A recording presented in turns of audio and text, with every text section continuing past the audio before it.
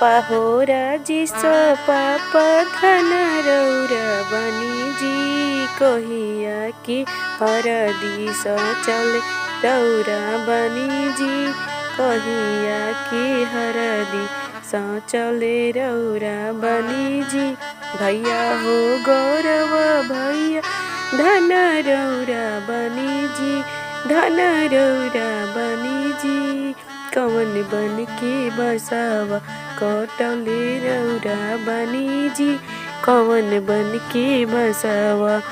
बेटी हो अनुआ बेटी बिरदा बनवा गनी जी बेटी हो अनुआ बेटी बिरदा बनवा गनी जी बिरदा बन के बसावा कटले हम बनी जी बिरदा बन के बसावा कटले हम बनी जी बहनी हो कवन बहिनी